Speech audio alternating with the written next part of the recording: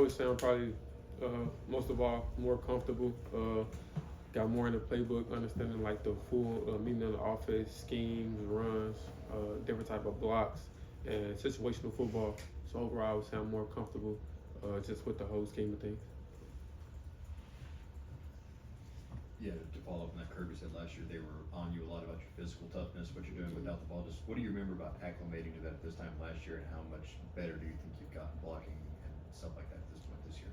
Honestly, I feel like that it just helped like my overall game, just made me a better player. I feel like people look at what you do without the ball, and I feel like there's some like a main point that I wanted to hit on and just improve for me. Like if the ball doesn't come my way, block or find somebody to block and just be an asset to the team, not a liability just standing around. Sort of along those lines, you've been through that transition before. What would your advice be to the three guys that are transferring in and being a part of this offense for the first time this spring? Honestly, for those three guys, they're actually coming along great with the playbook. As far as like our team runs, physicality and stuff, they're really bought in. I just say, just tell them, just like honestly enjoy it. Just don't take it with a grain of salt. Like actually like enjoy it, the struggles, the good times, the bad times, which they have. And I've seen all three of those guys, our whole room actually grow tremendously. So I would just tell them just enjoy the journey, just keep striving, just keep having fun. Yeah, what have you seen out of Dylan Bell this spring and how he's continued to develop as a wide receiver with you guys? I feel like my guy D Bill, along with all of us, have been just growing in every which way he can.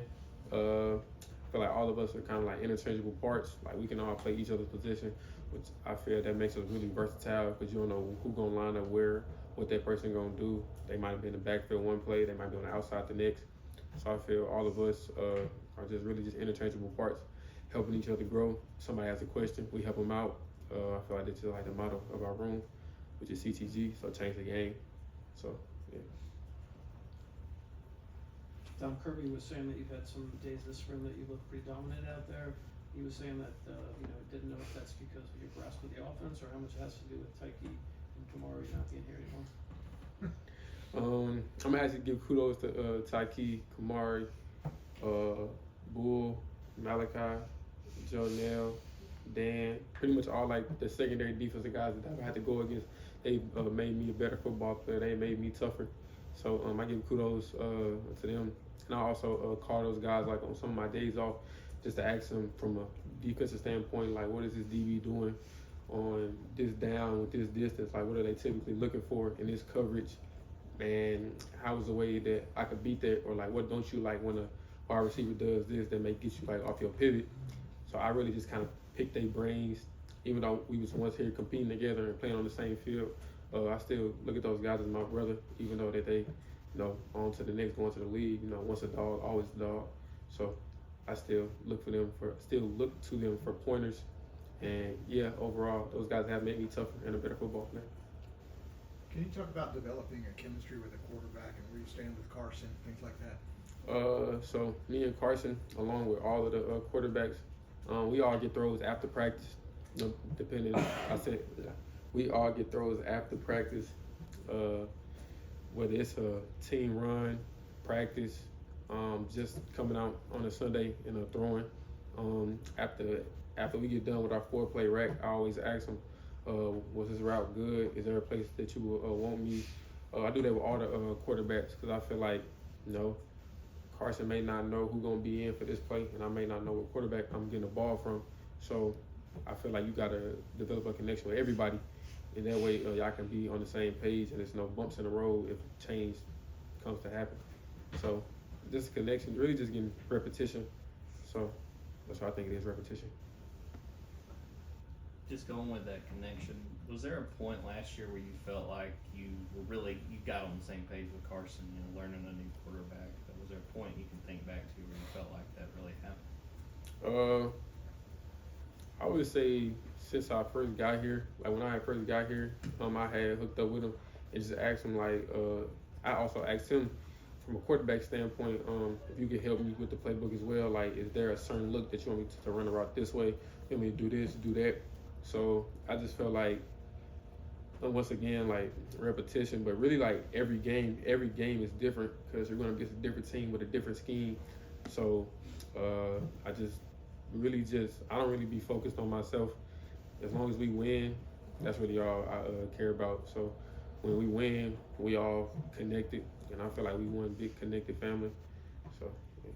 Hey, Dom, even though it's real early and you're still learning and all that, what's the most exciting, what excites you the most about the offense right now? What's your name? Really the connection of the offense, and what I mean by that is like good play, bad play. Like we all keep our same composure. I feel like it's no good play that can put us too high, and I feel like it's no bad play that can put us too low.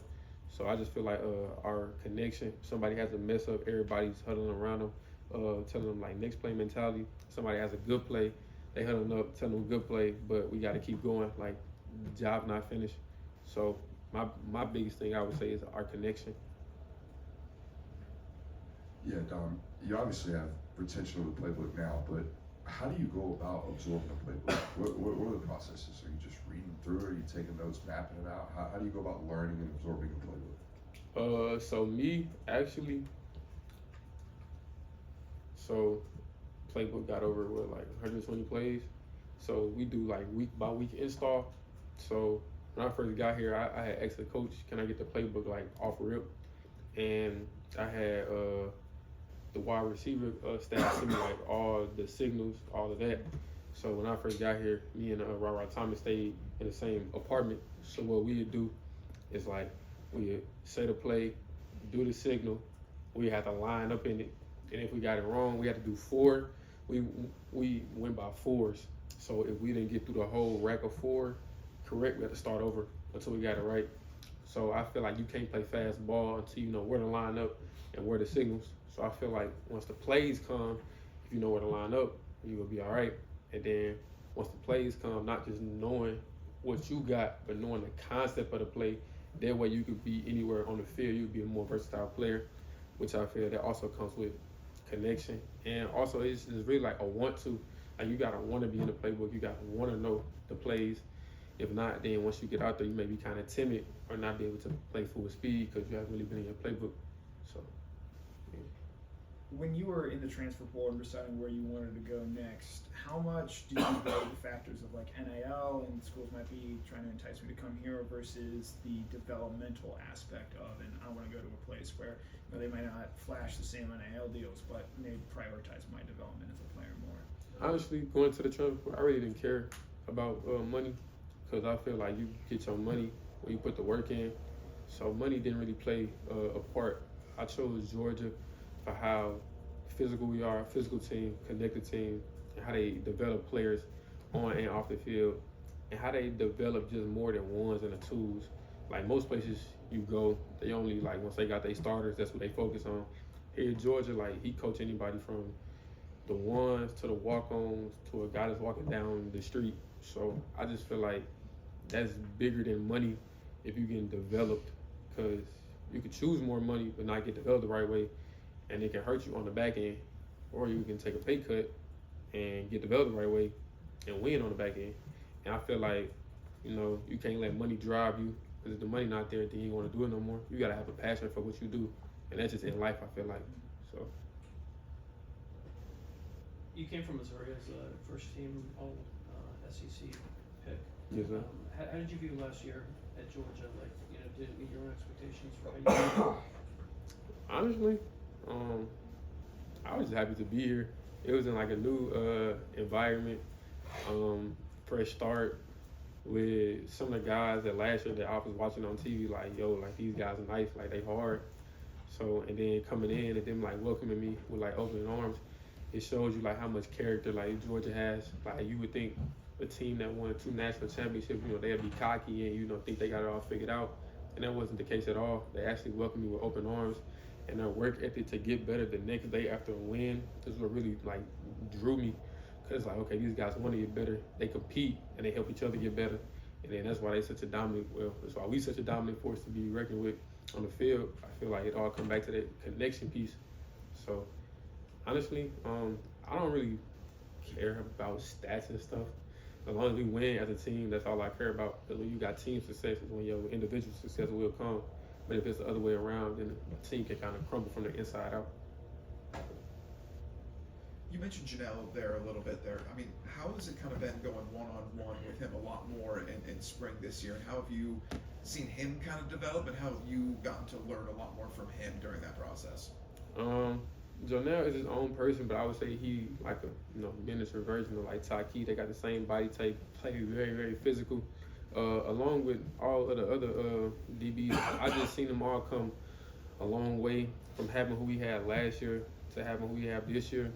A lot of those young guys really learn from the vets, and you could tell by how they go about their business, how they go about practicing, and just how they carry themselves as young men. And what I've learned about Jonell is just basically the same thing I asked Taki, like what position does a DB not want to be in? What are you looking for on this down, on this conversion? Is there a certain call y'all go to when we stack? Just things of those nature, just to kind of try to pick his brain from a defensive standpoint. Got time for one more? What kind of improvement have you seen out of Arian this spring? Coach said that he had made a couple big plays on Saturday. Really, honestly, probably just his like overall demeanor. Not saying that from like a negative standpoint, just it's probably what I've seen the most overall demeanor and swag on the field. You know, he's the probably say like the bright light of the room. You know, always uplifting, always in a good mood, ready to practice. So I probably say he like the spark plug of a room that get all of us going. So that's probably like the biggest thing I've seen from him. Also, he stepped into like that leadership role of the room. So that's probably the main thing. Thanks, Dom. Thanks, Dom. No problem.